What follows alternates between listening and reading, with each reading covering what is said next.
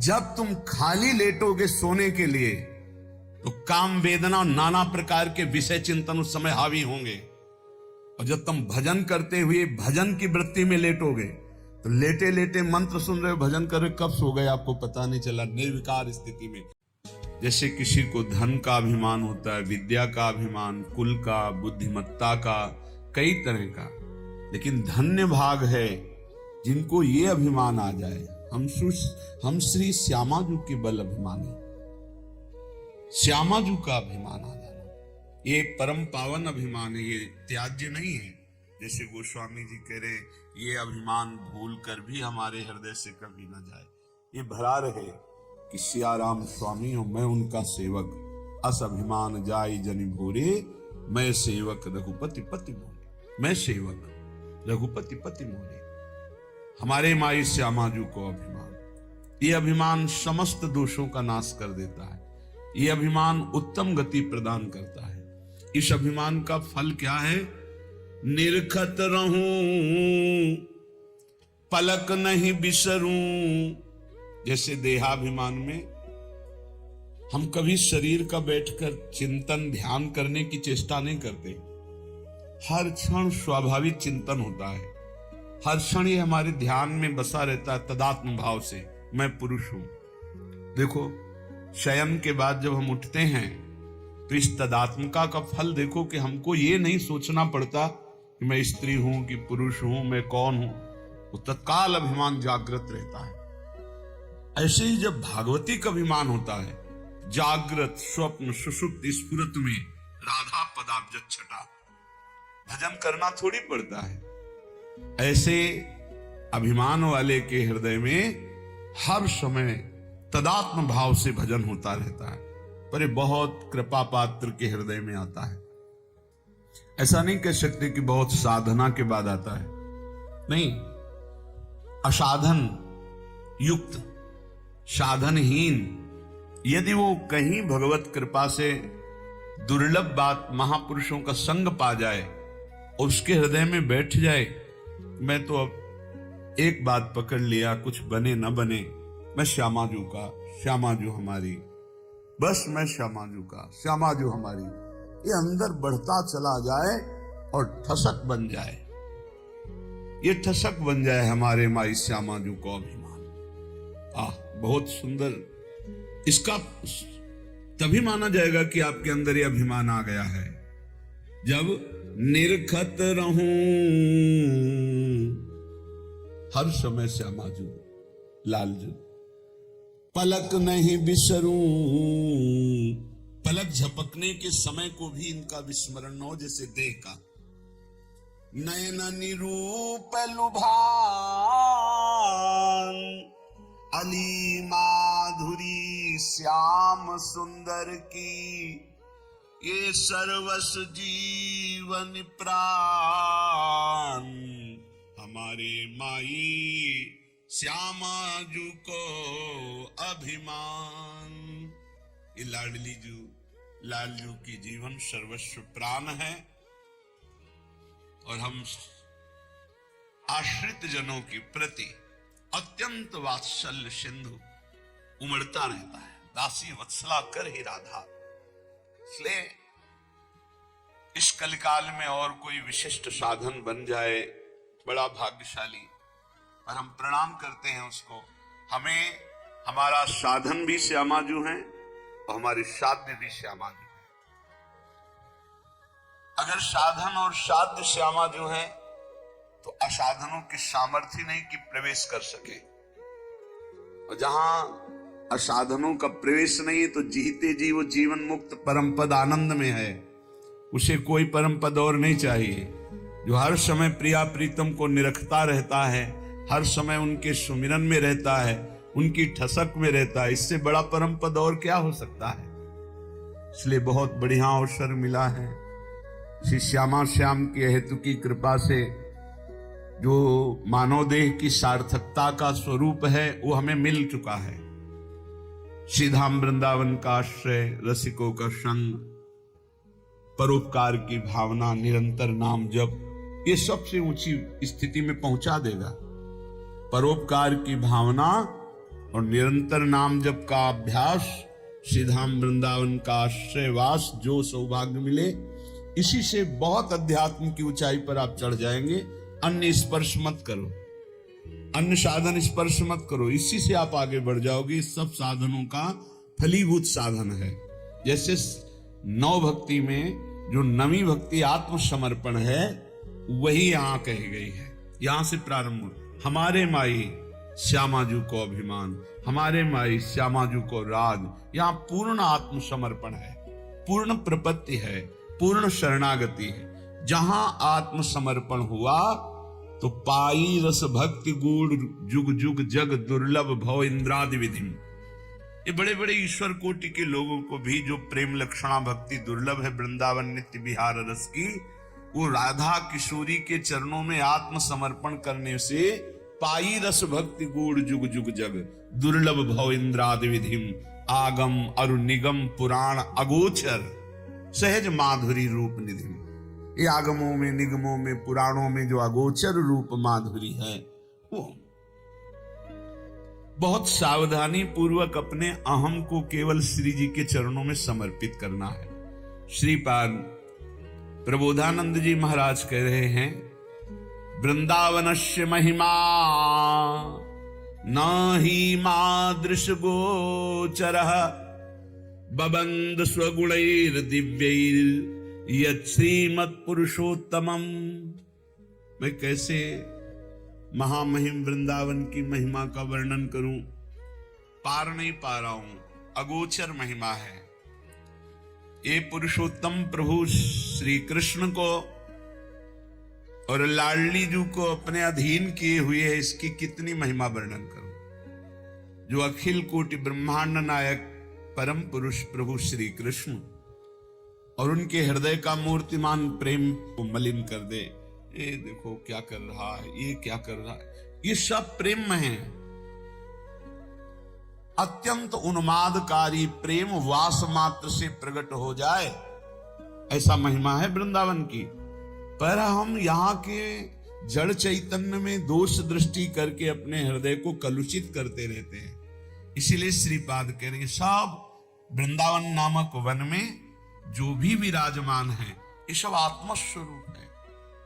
जैसे सेवक जी कह रहे, आत्मा हरिवंश प्रगट परमानंद, तो ये प्रगट परमानंद प्रदान करने वाले आत्म तत्व मूर्तिमान होकर जड़ चैतन्य नामक ये दिखाई दे रहे हैं।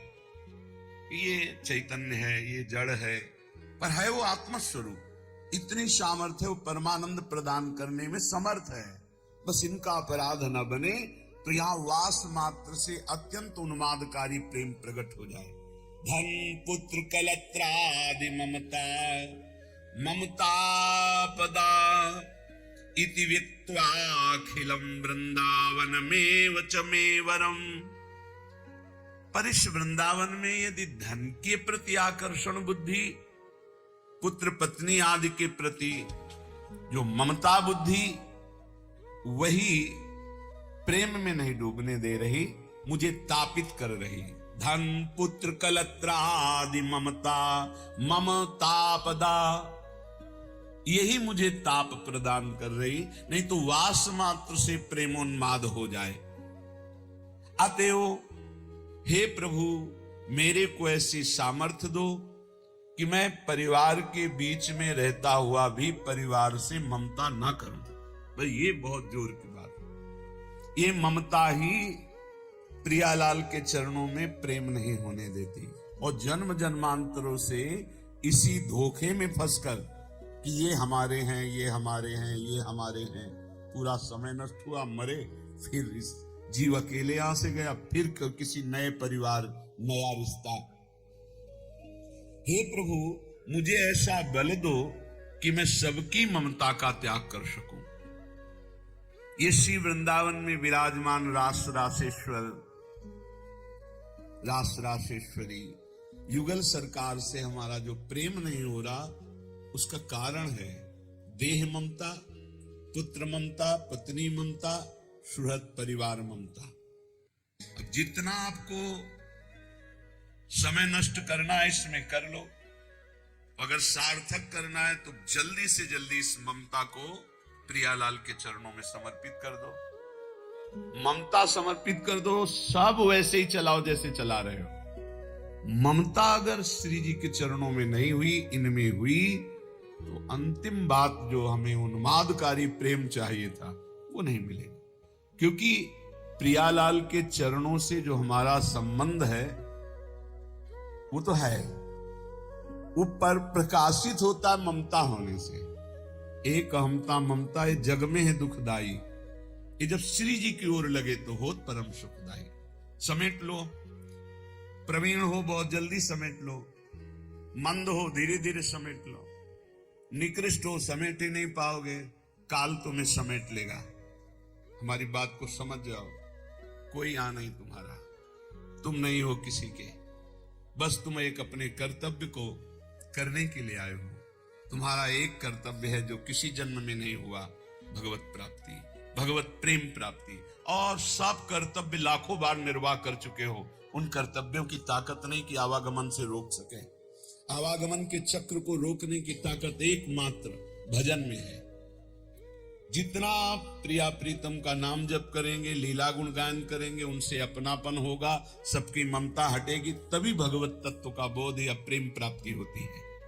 महासहानि दुखानि सुखान्युन्मादकानि वा वृंदावन दृढ़ प्रीतिम नालम चालयितुम हिमां। धाम में जब श्री जी ने कृपा करके हमको बुला लिया तो महासहानि दुखानि, अब वो हमको सहाएंगी दुख, तैयार हो जाओ। फिर सुखान्युन्मादकानि वा, ऐसा सुख मिलेगा जो उन्माद पैदा कर देगा, तैयार हो, पहले दुख भोगना है, फिर अपार सुख है। क्यों कहा कि दुख भोगना है? क्योंकि दुखालय संसार में आए हैं। जब भगवान अवतरित होते तो लीला में भी दिखाई देता है बड़ा वियोग, बड़ा संयोग, बड़ा दुखद, बड़ा सुखद समय। एक समान तो बाहरी परिस्थिति में नहीं दिखाई दिया, अंतर में तो एक ही है, एक समान है, सम है, पर व्यवहार में कभी संयोग, कभी वियोग, कभी दुखद परिस्थिति, कभी आनंदमयी परिस्थिति। जब ईश्वर के अवतार लेने पर ऐसा है तो फिर मनुष्य, जब आप मनुष्य रूप में आए हैं, साधना में लगे हैं, तो दुख आएगा। दुख और महादुख, महादुख असाध्य, किसी भी तरह से टलने वाला नहीं है, भोगना ही भोगना है। साधारण दुख अलग होते हैं, महादुख जब तक जीवित रहोगे भोगना ही पड़ेगा। मतलब मृत्यु ही है इसकी औषधि, दूसरा उपाय नहीं। ऐसा भी दुख आएगा, सह जाओ। सुखान्युन्माद का निवा, आगे आने वाला है महान उन्माद प्रकट करने वाला सुख, प्रियालाल का प्रेम। इसलिए वृंदावन दृढ़ प्रीति, दृढ़ प्रीति करो वृंदावन से, वृंदावन के अधीश्वर से विचलित मत होना दुख आने पर, क्योंकि हमारे कर्म ही है और कोई नहीं। हमारे ही कर्म है जिनको हमें भोगना ही पड़ेगा। तो हिम्मत कर लो, कमर कस लो, चलो इस मार्ग में। जैसे अभी आपको कोई दुख नहीं, कोई परिस्थिति बिगड़ी नहीं, बड़े आनंद से समय कट रहा है, बिल्कुल होश में हो जाओ, आगे आने वाला समय है। एक भगत जी से जब हम बात करते तो उनसे कहते भजन करो, तो हाँ हाँ ऐसा करो, हाँ। अब जब गिरा समस्या का तो होश उड़ गए, चेहरा उड़, वो शांति, वो प्रसन्नता सब गायब। क्यों? पहले से तैयार नहीं थे ना, उस दुख के लिए तैयार नहीं थे। इसलिए रोज सत्संग में आपको तैयार करते हैं। कोई असाध्य रोग हो सकता है, कोई घटना घट सकती है, कोई परिस्थिति बिगड़ सकती है, जहां से तुम्हें सुख मिल रहा है वो बंद हो सकता है, जो तुम्हें प्यार करते हो हट सकते हैं, जो तुम्हें अपना मानते हो तुम्हें छोड़ सकते हैं। ये सब पहले दिमाग में रख लो, ये बहुत अच्छा रहेगा, बहुत पक्के हो जाओगे। जब घर से निकले तो जन्मभूमि से थोड़ा ही निकले थे कि मन ने डरवा दिया, भोजन कहां करोगे, कौन देगा भोजन? ये तो अभी तो शुरुआत ही हुई, किसने हमारा साथ ही देना बंद कर दिया, बिल्कुल घबराहट पैदा कर दी। कहां रहोगे? कौन तुम्हारा पालन पोषण करेगा? कौन तुम्हारी रक्षा करेगा? इतने प्रश्न उठा दिए और कदम नहीं रोका, खड़े नहीं हुए, भागे। कहीं कोई जग न जाए, कहीं कोई देख न ले, तो भागते गए और उत्तर देते गए मन को, प्रभु जहां जैसे रखेंगे वैसे रहूंगा, प्रभु भूखे रखेंगे तो भूखा रहूंगा, प्रभु अगर पिटवाएंगे तो पिट लूंगा, प्रभु मरवा डालेंगे तो मर जाऊंगा, कदम पीछे नहीं लौटाऊंगा। पता नहीं पूर्व का कुछ होगा ऐसा। वही शब्द पूरे जीवन भर उत्तर देता रहा इस मन को। जब इसने पछाड़ मारने की कोशिश की ता उसको वही उत्तर नहीं, तो कदम आगे बढ़ते चले गए। महासहानि दुखानि सुखान्युन्मादकानि वा। अब कोई दुख नहीं है। क्यों? जैसे अपनी घर आ जाए और पता चले गाड़ी बिगड़ गई तो सुख होगा इस बात का कि गाड़ी को तो बिगड़ना ही था, पर घर आके बिगड़ी ये बहुत हुआ। अच्छा, अगर कहीं रास्ते में बिगड़ जाती तो गड़बड़ हो जाता, फिर पता नहीं अंधेरा हो जाता और हम अपने घर तक नहीं पहुंच पाते। लेकिन कृपा ये हुई कि जब घर दिखाई दिया कि आ गया तो गाड़ी बिगड़ गई, तो कोई परेशानी नहीं हुई, अपनी अटैची उतारी, अपने घर आ गए। ऐसे महासुखानी, पक्का विश्वास करो, यदि आप पहले से तैयार रहोगे दुखों से लड़ने के लिए, तो आप कभी प्रश्न नहीं करोगे कि हमारे साथ भगवान ऐसा क्यों कर रहे हैं। और अगर ये प्रश्न आ गया कि हमारे साथ प्रभु ऐसा क्यों कर रहे हैं, तो ना आप शरणागत हो और ना आप भगत हो। ये प्रश्न भक्त के हृदय में नहीं होते। बहुत बार सुन चुके हो, ये प्रश्न नहीं होते कि आपने दुख क्यों दिया। आज तक किसी भक्त के मुख से ऐसा नहीं निकला, आपने ऐसा क्यों किया, ये प्रश्न नहीं निकला। ये प्रश्न निकलता है जिसकी शरणागति पुष्ट नहीं होती, जिसका आत्मसमर्पण नहीं होता। तो हम पहले से महापुरुष जनों के वाक्यों से पुष्ट करते हैं। यदि आपको अभी शरीर शास्त्रों का स्वाध्याय करके, सत्संग सुन करके, संतों के चरित्र सुनकर हम परिपक्व होते कि ऐसी भीषण कष्ट की अवस्था में भी मुझे भजन करना है, भाग पड़ो, रुको मत। देखो, अगर इस मार्ग में तुम्हें जीतना है तो एक जिद्दी स्वभाव बनाना होगा। ये हमारे अनुभव की बात है। बड़े महापुरुषों के जीवन दिनचर्या को देखकर उसी का नकल करने की कोशिश की, अनुसरण करने की कोशिश की कि वैसे ही चलना है। कैसी भी परिस्थिति हो, हमारी दिनचर्या नहीं टूटनी चाहिए, बस आप जीत जाओगे। जरा सा कुछ शरीर में होता है तो कहां है वो, दिखाई नहीं, थोड़ा शरीर अस्वस्थ है, ये विषयी पुरुषों का होता है।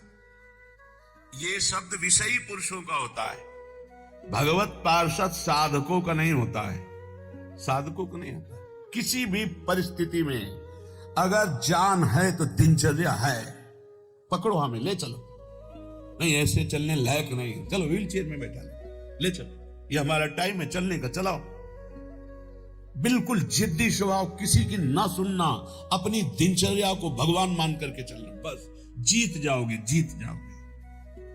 कोई भी परिस्थिति परास्त नहीं कर सकती, कोई भी परिस्थिति। केवल आप बल रखो अंदर भगवान का, और अपनी दिनचर्या को प्रमाद स्थिति में मत देखो। नहीं, ये तो बहुत बड़ी हानि हो जाएगी, मेरे मन को ये प्रमाद करने की आदत बन जाएगी, ऐसा नहीं होगा। हमने बड़े महापुरुषों को देखा, दिनचर्या भगवान का स्वरूप। कैसी भी परिस्थिति में यदि दिनचर्या को आपने टालना नहीं सीखा तो जीत जाओगे। हम जहां खड़े होते हैं वहीं खड़े होंगे, जिस टाइम खड़े होते हैं उसी टाइम खड़े होंगे, जिस टाइम बैठना उसी टाइम बैठेंगे, जिस टाइम लेटना उसी टाइम लेटे। हर काम घड़ी से होता है, एक मिनट का अंतर कभी नहीं, तो ऐसे नहीं। लड़ना सीखो, हारना नहीं। बड़ी भीषण गर्मी है, पहली बार सृष्टि में गर्मी पड़ रही है। ये गर्मी कटती थी काशी के घाटों में, जहां नीचे पत्थरों से लपट उठती थी। पीने के लिए बिस्लरी नहीं, गंगाजल, जो ऊपरी तह में गंगाजल खौलता हुआ ऐसा गर्म दिखाई दे।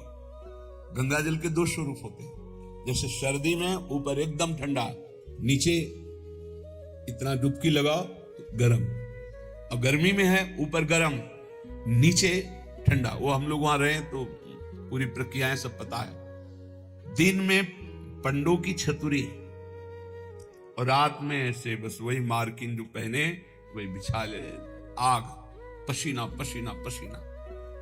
ठीक 2 बजे वो दुप दुप वाली घड़ी छोटी,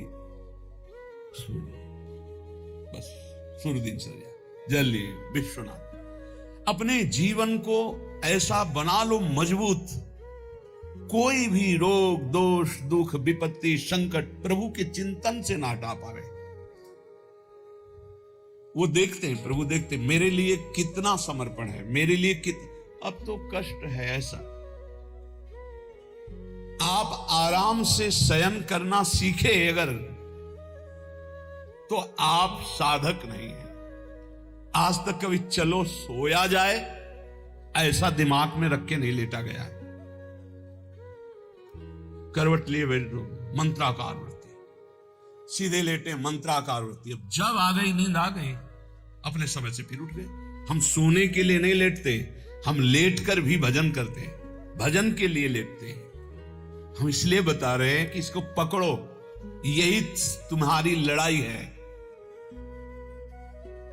जब तुम खाली लेटोगे सोने के लिए तो काम वेदना और नाना प्रकार के विषय चिंतन उस समय हावी होंगे, और जब तुम भजन करते हुए भजन की वृत्ति में लेटोगे तो लेटे लेटे मंत्र सुन रहे हो, भजन कर रहे, कब सो गए आपको पता नहीं चला, निर्विकार स्थिति में। और जब जगोगे तो निर्विकार स्थिति में, और ऐसी स्थिति में जब स्वप्न आएंगे तो निर्विकार भजन वाले महापुरुषों का सानिध्य, भगवत प्रेमी संतों का संग। कैसे तुम्हें बताएं, एक से एक कोई दिन ऐसा नहीं जिस दिन एक से एक महापुरुषों का मिलन ना हो, एक से एक महापुरुषों का मिलन। क्यों?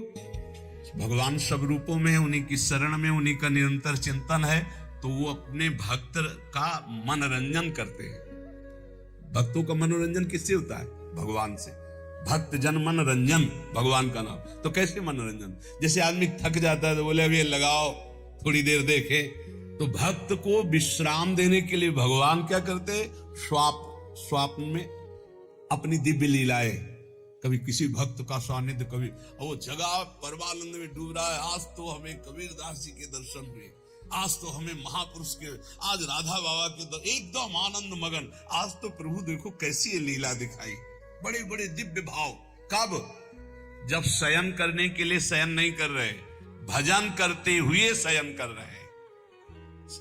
जितना हमारा समय है लेटने का, बस उतना ही समय है, उसके अलावा नहीं। थक गए होगे आप, लेट जाओ। आसपास जैसे सेवा में जो रहते हैं, हाँ ठीक है लेट जाएंगे, अभी 35 मिनट है लेटने वाले समय को। फिर खड़े हुए 4 कदम चल के आए, फिर बैठ गए, आप पूरा हो जाए। हाँ बिल्कुल समय हो गया, कांटे पे समय आया लेट गए, कांटे पे समय आया उठ गए। इससे आपको वो पावर मिलेगा जो आपको परास्त नहीं कर सकता। जब साधक के सुनते को थोड़ा स्वास्थ्य आज अनुपस्थित इसलिए हैं। साधक का मतलब होता है कि उठ के चल ना पावे तो ए भाई हाथ जोड़ो 2 जनों से, हमको उठा के वहां ले चलो। उपस्थिति अनिवार्य है, हम वहां उपस्थित रहेंगे, हमारा ये समय उपस्थित रहने का है। बैठ नहीं पाएंगे तो सीढ़ी में लेट के सुनेंगे, लेकिन हम वहां उपस्थित रहेंगे। ऐसा जब जिद्दी स्वभाव होता है तब माया मां की तरह दुलार करती कहती निकल जाओ। तो महासहानि दुखानि, ऐसे किसी के विषय में अगर जानना है तो या तो सोई जाने जे देव जनाई, और या हर समय रात दिन उनके साथ रहो तो जान सकते हो। बाहर से तो आप केवल कुछ समय के दृश्य को देखोगे, अपनी बुद्धि के तराजू में तोलोगे तो तुम्हारी बुद्धि कितनी है वो तुम हरी जाने। महासहानि दुखानि, ये शब्द बहुत अमृत है। यदि ऊपर उठना है तो इस शब्द को गले लगाना पड़ेगा। भगवत मार्ग में चलना है तो इस शब्द को गले लगाना पड़ेगा, महासहानि दुखानि, तब आगे आएगा। अगर आपको हमारा यह वीडियो पसंद है तो कृपया वीडियो को लाइक करें, शेयर करें, कमेंट करें और हमारी चैनल को अवश्य सब्सक्राइब करें। जय श्री कृष्णा, राधे राधे।